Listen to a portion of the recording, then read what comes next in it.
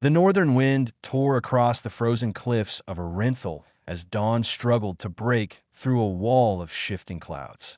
For centuries, the northern pass had been the kingdom's silent shield, a stretch of mountains no enemy dared to cross. But on this morning, the silence carried a strange weight, as if the land itself was holding its breath.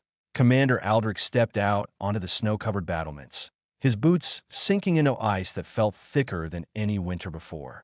The cold stung his face, but he remained still, scanning the endless white horizon. He had been assigned to guard this pass only 3 weeks earlier, yet he already sensed something unnatural in the air. It was not the cold. It was a feeling that seemed to rise from the ground, from deep beneath the mountains, like a slow heartbeat. Behind him, the watchtower door opened with a dull creak. A young soldier approached, breath sharp and visible. "Another empty search, Commander," the soldier said. "No sign of the missing caravans." Aldric did not look back. His eyes stayed fixed on the northern mountains, jagged shapes disappearing into the morning fog. "Caravans don't vanish without a sound," he replied. "And this pass has never taken lives without leaving traces." The soldier hesitated, gripping his spear.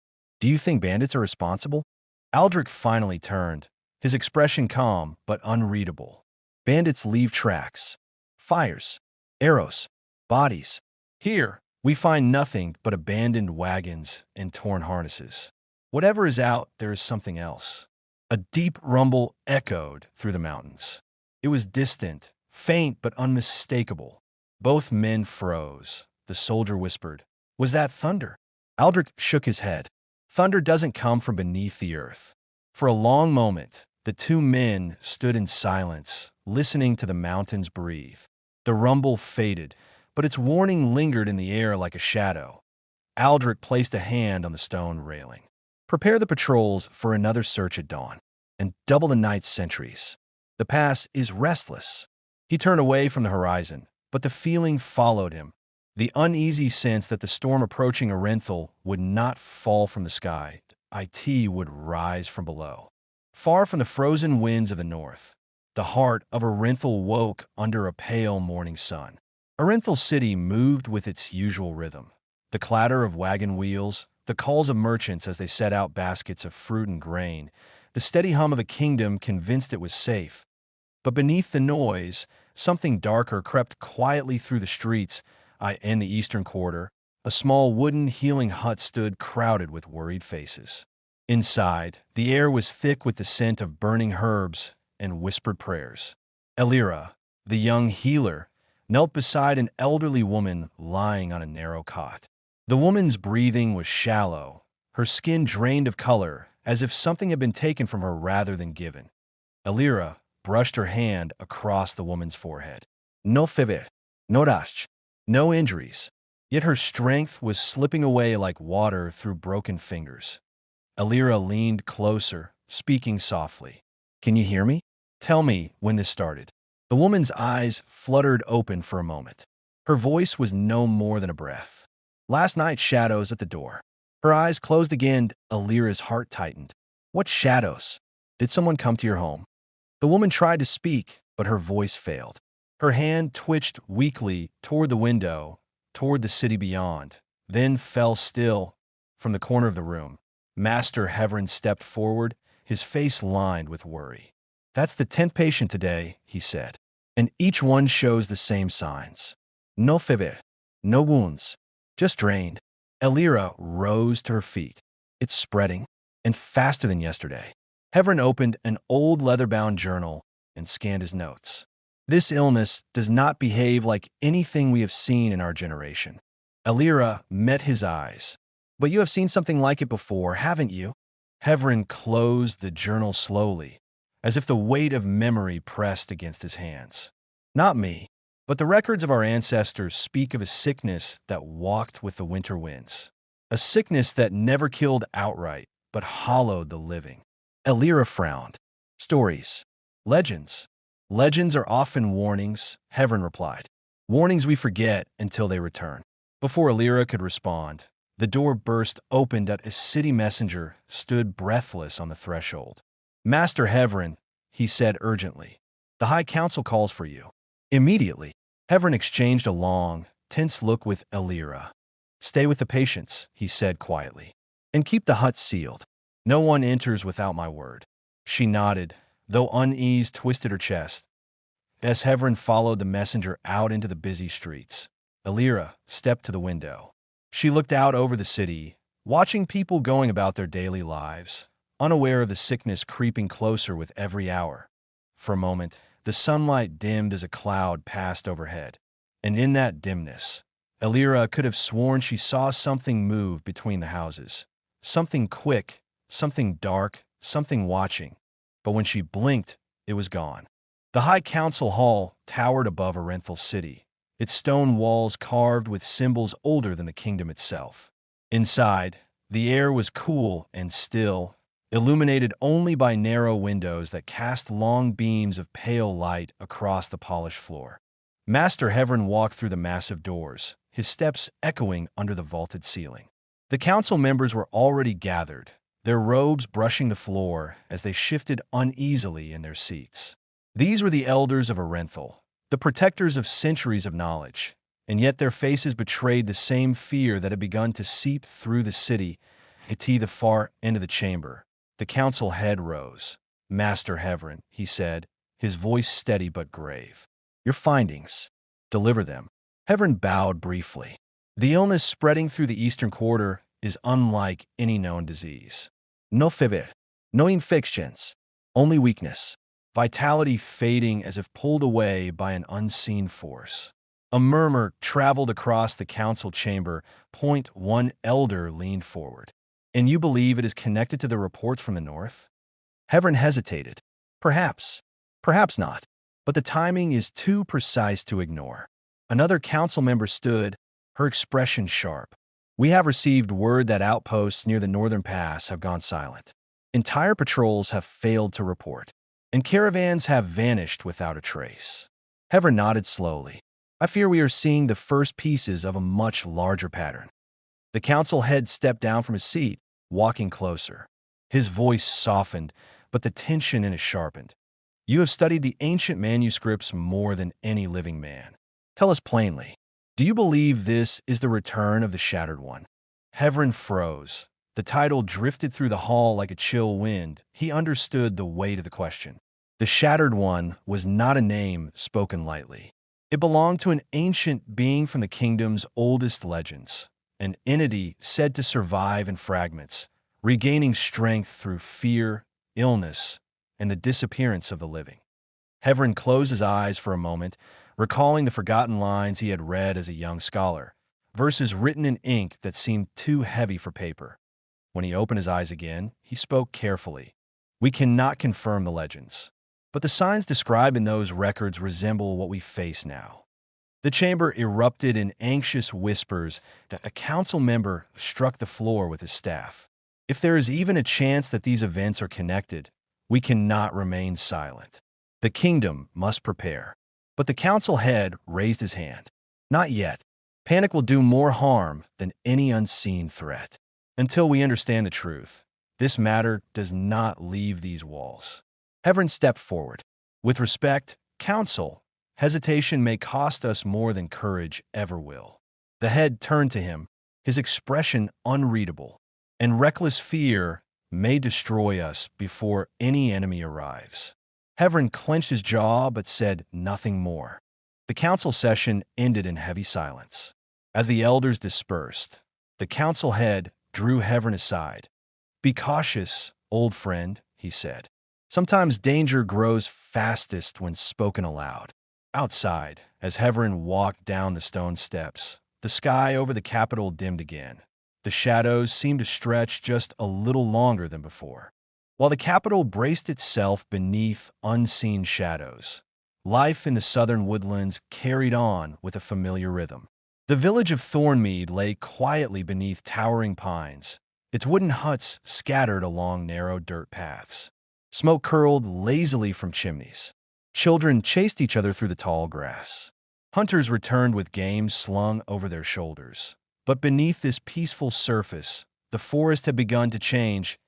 To the edge of the tree line, Kale, one of Thormed's most skilled hunters, knelt beside a fallen branch. His leather boots were dusty, his bow slung across his back, his eyes sharp and trained. He ran his fingers through the soft earth, examining a set of fresh prints pressed into the soil. They were large. Too large for any animal that lived this deep in the woods. Behind him, an older villager approached carefully, gripping a walking stick. "You see it too," the man said. "The forest feels wrong." Cale didn't look up. He traced the outline of a print with his thumb. "It's human-shaped," he murmured. "But no human walks with feet like these." The villager swallowed. "They were near my cabin at dawn. I heard something moving by the trees. When I stepped outside, I saw shadows. Shapes I didn't recognize." Cale rose to his feet. "You should stay with others for now. No one wanders alone until we understand what's passing through our woods." The villager nodded shakily and hurried back toward the village. Cale stared deeper into the forest. A faint wind rolled through the trees, carrying the smell of cold earth and something else.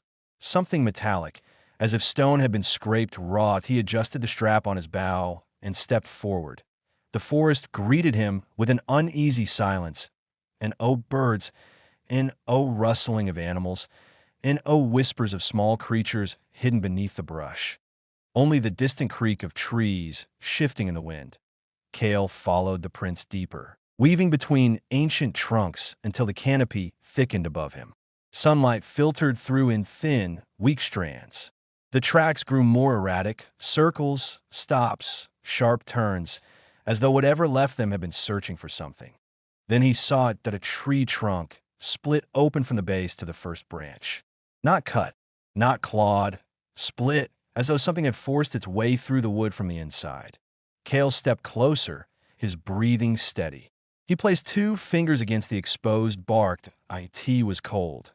Colder than the air around it, the sound broke the silence at a low, distant growl, vibrating through the trees. Cale froze.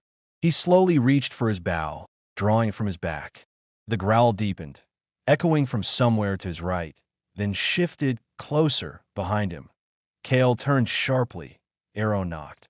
"Show yourself," he said quietly. The forest answered with a sudden rustle of leaves and something heavy moving through the underbrush. Cale took a step back. Another growl. Closer now. Too close he didn't wait to see what emerged. "Run," he whispered to himself, and sprinted toward the village. The sound of something large crashing through the trees behind him. Not human, not animal. Something else. Something that should not have been there. Night took hold of the northern pass with a coldness that seemed almost alive, as if the darkness itself carried weight. Torches flickered along the stone walls, their flames struggling against the relentless wind. The sky above was a deep, endless black, scattered with only a few pale stars. Commander Aldric stood atop the watchtower once again. Below him, soldiers moved quietly through the courtyard, checking crossbows, tightening armor, preparing for whatever had caused the mountain to rumble earlier that morning. No one spoke. Fear had a way of stealing words. A horn sounded from the outer gate, short, sharp, a signal of approach. Aldric leaned forward, narrowing his eyes. 3 figures stumbled out of the swirling snow, barely visible through the storm. They were wrapped in heavy furs, leaning on each other for support, their movements slow and uneven. "Open the gates," Aldric ordered. The soldiers moved quickly. The wooden doors groaned as they swung inward, and the travelers collapsed inside, falling to their knees on the frozen stone. Aldric descended the stairs swiftly. One of the men lifted his head, his face pale and raw from the cold. His eyes were wide with terror. "Please, help us," he rasped. Aldric knelt beside him. "Where is the rest of your caravan?" The man shook his head violently, as if trying to drive the memory away. "Gone. All gone." A woman beside him sobbed uncontrollably, her hands shaking as she held on to her companion's coat. Aldric's voice remained steady. "What happened? Speak clearly." The man swallowed, his breath trembling. "They came after nightfall. Shapes, shadows. I couldn't see their faces. Only their eyes, burning red, like embers under ash." A chill ran through the soldiers around them. Aldric kept his gaze firm. "Bandits do not have eyes like fire." Not bandits, the man whispered. Not human. His voice cracked as he continued. We heard them before we saw them. Their voices scraping metal against stone. They called out to us. Or maybe they were just speaking to each other. I don't know. The woman cried harder. Aldric looked around at his men. Take them to the infirmary.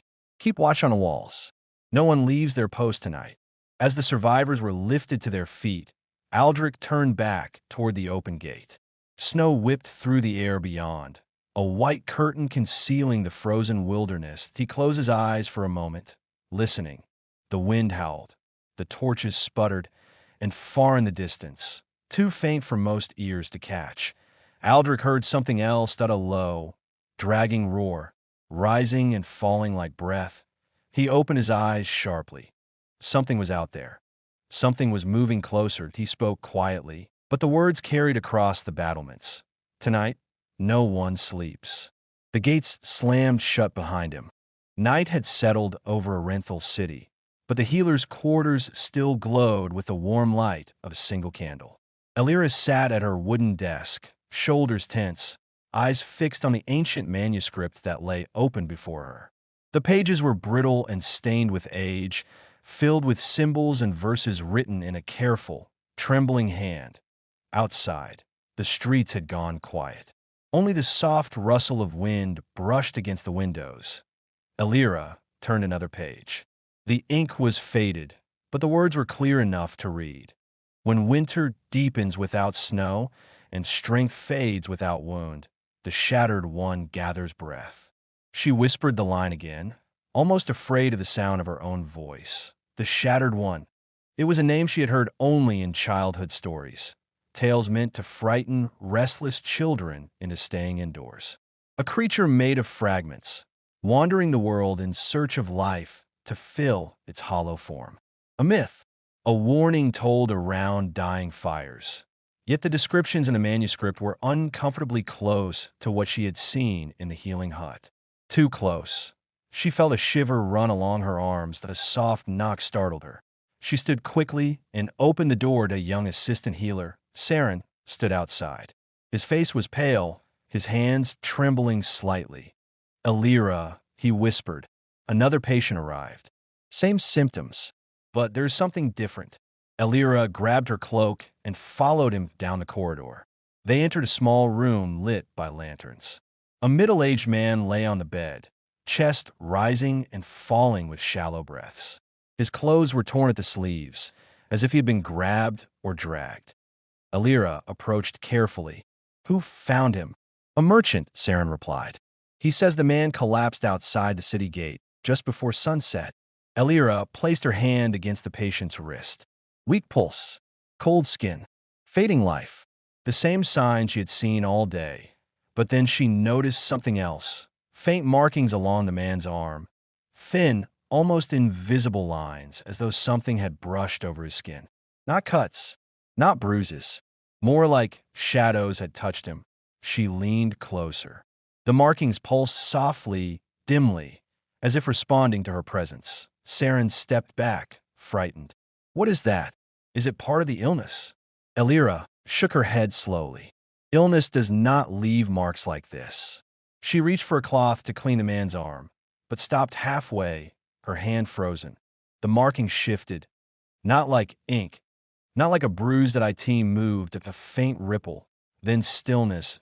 Elira's breath caught in her throat. Saren whispered, "Did you see that?" Elira forced herself to stand firm. Keep the room sealed. No one enters except healers. And send a message to Master Heverin immediately. He needs to see this. As Saren ran off, Elira pulled the manuscript closer to the lantern light and scanned the text again. Another line stood out, written in darker ink as though the writer had pressed down with fear. When the shadows learn to cling, the first veil has broken. Elira looked back at the patient, his arms still faintly pulsing under the lantern light. She felt the quiet weight of the truth forming in her mind. Whatever was happening in Arenthal, it was only just beginning. Kel did not stop running until the familiar rooftops of Thornmead appeared through the trees. Sweat dripped down his temples despite the cold, and every breath burned his lungs. Behind him, the forest was silent again, but the silence only sharpened his fear. Whatever had chased him had not followed into the open dot, or was waiting. He slowed as he neared the village's outer posts. A pair of guards, each armed with simple spears, stepped forward. "Kale," one called out. "What happened?" "We heard something in the woods." Kale forced himself to steady his breathing. "Sound the warning bell.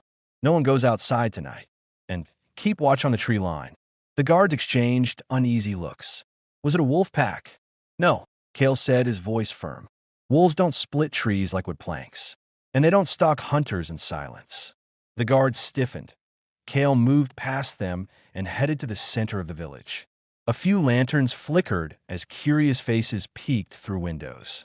Thormead was peaceful by nature. Fear spread here like wildfire because it was so rare. Elder Rowan, the village's oldest resident, stepped out of his hut, leaning heavily on his carved staff. "You return with shadows on your face," Rowan said. "The forest has changed, hasn't it?" Kale nodded. "Something is moving through the woods, leaving tracks I've never seen." Watching from the trees, Rowan's expression darkened. Then the old stories were warnings, not fantasies. Kale frowned. "What stories?" Rowan tapped his staff against the ground. "My grandmother spoke of creatures said to wander when winter arrived too early. They walked like men, but were not men. And they left no sound except the cracking of branches and a low growl that carried through the earth itself." Kale felt the weight of the words settle in his chest. Before he could respond, a sharp clang echoed through the village. One of the guards was ringing the iron bell, the warning bell. Kale spun around. "What now?" The guard from the gate ran toward them, panting. "Movement at the tree line," he gasped. "Something is watching the village." Kale grabbed his bow, tightening the strap with swift precision. "How many?" he asked. The guard swallowed hard. "Just one, but it's tall, taller than any man. And its eyes." He stopped, unable to finish the sentence. Kale didn't need him to. He already knew. He motioned to the villagers gathering nearby. "Everyone inside your homes. Lock every window. Stay away from the forest side." Lanterns were pulled inside. Doors slammed shut. The village darkened in seconds. Kale and Elder Rowan walked toward the outer posts. The night pressed in around them, thick, heavy, suffocating. Only the pale moon cast light across the clearing. The edge of the trees, something shifted a shape. Still, tall, half hidden behind a pine trunk. Kale raised his bow, drawing an arrow. "Show yourself," he called, though his voice was low. The shape didn't move, but the glow did point two faint red lights, small at first, then brighter, blinked open like eyes adjusting to the night. Elder Rowan exhaled sharply. So the stories return. Kale kept the arrow aimed, breath steady. The creature didn't step forward. It simply stood, watching them, the red glow pulsing softly, almost like breath. Then, slowly, it turned away and vanished between the trees without a sound. Kale lowered his bow, but did not relax. "This isn't just wandering," he murmured. "It's scouting." He looked at the dark forest stretching endlessly before them. "And it will be back." The fog thickened as the sun began to sink. Eric slowed his steps, sensing something watching him from beyond the drifting haze.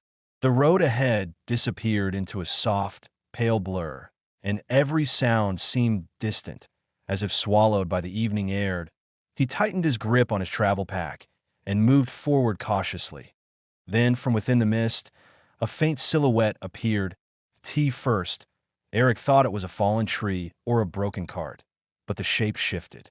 A figure stepped forward slowly, leaning on a wooden staff.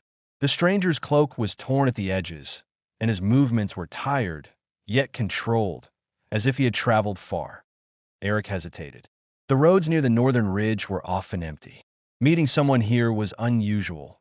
The stranger lifted his head, revealing an elderly man with sharp, alert eyes. His expression carried a mixture of relief and urgency. "You walk alone," the old man said softly. "Brave or unaware?" Eric kept a careful distance. "And you, sir? What brings you through this fog?" The old man studied him for a moment before answering. "Warnings," he said. "The kind that must reach someone who will listen." Eric felt a slight chill despite the calm weather. He had heard many travelers speak in riddles, but something about this man felt different. His voice held weight, as if carrying stories too heavy for simple wandering. "What warning?" Eric asked. The man tapped his staff once on the ground, the sound echoing faintly through the mist. "Storms are coming," he replied. "Not the kind you see in the sky, the kind that changes kingdoms." Eric frowned. "You speak like you know the future." "No," the man replied. "I speak like I've seen what others choose to ignore." He stepped closer, his eyes narrowing as he studied Eric's face. "You are the one heading to the ridge, aren't you?" Eric stiffened. He had not told anyone his destination. "How do you know that?" The old man did not answer directly. Instead, he reached into his cloak and pulled out a small object wrapped in cloth. He extended his hand. "Take this. You will understand its purpose soon." Eric looked at the wrapped object, but did not reach for it yet. "Why give it to me?" "Because you are walking into a place where truth has been buried," the man said, "and you may be the only one willing to uncover it." Before Eric could respond, a sudden gust of wind swept through the fog, and when he looked again, the stranger had stepped back, turning away as if his task was finished. Eric called out, "Wait! Who are you?" But the mist swallowed the man's shape until only silence remained. Eric stood alone on the dimming road, the wrapped object still offered in the air, waiting for his choice. And as the last rays of daylight faded, he finally reached out and took it. Eric stood still for a long moment, the wrapped object resting in his palm. The fog drifted lightly around him, as if urging him forward. He finally tucked the item safely into his bag and continued his journey toward the northern ridge. The road gradually opened into a wide clearing. A pale moon began to rise, casting enough light for him to see the path ahead. Even so, the encounter with the old man lingered in his mind like a shadow, refusing to fade. As he walked, he felt the urge to examine the object. When the path seemed quiet and safe, he stopped beneath an old oak tree and pulled it out again. He unwrapped the cloth carefully. Inside was a small, circular emblem carved from dark stone. Its surface held a pattern of lines that seemed almost alive, twisting in a design he could not understand. Eric ran his thumb across the surface. The stone was cold, colder than the night air itself. He whispered to himself, "Why would a stranger give me this?" There were no answers, only the soft rustling of leaves. Eric rewrapped the emblem and placed it back into his bag. He knew he would need to learn what it meant and why the old man believed he should be the one to carry it. As he resumed walking, the sound of distant hooves reached his ears. He stepped off the road and crouched behind a fallen log. A group of riders emerged from the darkness, their cloaks marked with the silver crest of the Northern Watch. They were riding fast, too fast for an ordinary patrol. Eric listened as the leader spoke. "Stay alert. The council wants every traveler questioned. No one enters the ridge without inspection." Another rider replied, "Do they expect trouble?" The leader lowered his voice. "They fear something has been found. Something ancient." Eric's pulse quickened. The emblem in his pack suddenly felt heavier. One rider turned his head slightly, scanning the shadows. Eric froze, hoping the darkness would hide him. After a tense moment, the riders urged their horses forward and disappeared down the road. Eric waited until the sound faded completely, then stepped out from his hiding place. Something was happening at the northern ridge. Something the council feared, and somehow he was caught in the middle of it. When he looked toward the distant mountains, he saw a faint glow, lights from the ridge settlement. It was closer now, yet Eric sensed that the moment he entered, the questions would begin. With a deep breath, he continued forward. Tonight, he would reach the gates, and whatever awaited him inside would shape the path he could no longer turn away from. Night settled completely by the time Eric reached the final stretch of the road. The distant glow he had seen earlier now formed into clear shapes. Torchlight lining tall wooden walls, guard towers rising above them like silent watchers. The northern ridge, it stood at the edge of the mountain range, built to protect the people from the unpredictable storms and the creatures said to wander the high cliffs. But tonight, it felt less like a safe haven and more like a fortress on high alert. Eric paused before approaching the gates. Riders had mentioned questioning every traveler. He had nothing to hide, yet the emblem in his pack made him uneasy. He did not know what it meant, or why someone might be searching for it. A deep horn sounded from the walls, echoing through the quiet night. Two guards appeared at the gate, lanterns in hand, scanning the road. "Traveler on the road," one called out. "Step forward and state your purpose." Eric walked into the lantern light, keeping his movements calm. "I seek shelter for the night and passage through the ridge." The guards exchanged glances. "You may enter," the first guard said, "but all travelers are subject to inspection." "Council's orders." Eric nodded. "I understand." The second guard stepped closer, searching Eric's belongings with practiced hands. When he reached the travel bag, Eric felt his heartbeat rise. The guard opened it, checked the contents, then paused for a moment as if something caught his attention. But after a brief glance, he closed the bag again and stepped back. "You're clear," the guard said. "Welcome to the Northern Ridge." The gates opened with a slow, heavy pull, revealing a settlement lit by torches and quiet with tension. People moved quickly through the streets, speaking in hushed tones. Eric entered, feeling the weight of countless unseen eyes. As he walked deeper inside, he noticed a bulletin posted on a wooden wall. Its message was simple yet unsettling. All citizens report sightings of unusual artifacts or strangers bearing unknown symbols. By order of the High Council. Eric looked away, his thoughts racing. The emblem he carried was not just unusual. It was the kind of object powerful people feared that he made his way toward the small inn at the center of the settlement. Its warm light offered a moment of safety, though he knew it would not last. Once inside, he rented a room and locked the door behind him. Finally alone, he placed the wrapped emblem on the table. The stone felt colder than before, as if reacting to something nearby. Eric stared at it, knowing this was only the beginning. Whatever secrets the old man spoke of, whatever dangers the council feared, he was now tied to all of it. And as the wind whispered against the wooden walls of the inn, Eric understood one thing clearly. His arrival at the Northern Ridge had not gone unnoticed.